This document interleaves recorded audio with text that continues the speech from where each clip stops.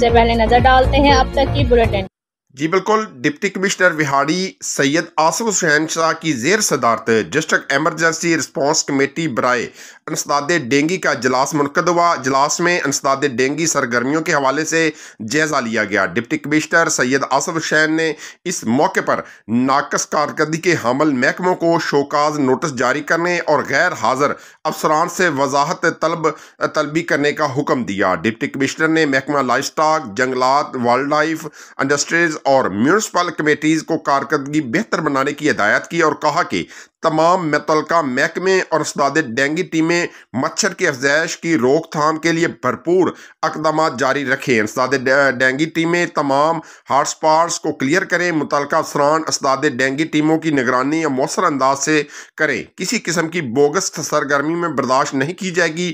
Bogus سرگرمی کرنے والوں کے خلاف سخت کارروائی ہوگی۔ انسداد ڈینگی ٹیموں کی طرف سے گھروں، جوہڑوں، تالابوں، نرسریوں، قبرستانوں، کاٹھ کباڑ شاپس اور سروس اسٹیشنز کی سرویلنس کی جائے۔ اسکولوں، کالجز اور دیگر سرکاری عمارتوں کی صفائی ستھرائی کا خصوصی خیال رکھا جائے۔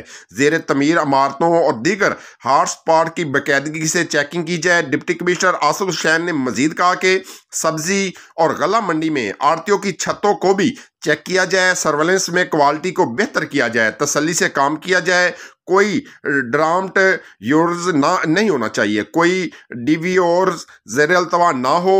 انڈورز اور آؤٹ ڈور سرگرمیوں کو مزید تیز کیا جائے۔ تمام انڈورز یوزر روزانہ کی سرگرمیاں لازمی کریں۔ انسداد ڈینگی سرگرمیوں کی ذمہ داری سے کیا جائے۔ انہوں نے مزید کہا کہ کوئی بھی افیسر بغیر اطلاع غیر حاضر نہیں ہوگا۔ انسداد ڈینگی سرگرمیوں میں سستی یا غفلت نہیں ہونی چاہیے۔ عوام کو انسداد ڈینگی احتیاطی تدابیر کے حوالے سے آگاہی دینے کے لیے تمام وسائل بروکار لائے جائیں۔ عوام کے تعاون کے بغیر مچھر کی افزائش نسل کو روکنا ممکن نہیں۔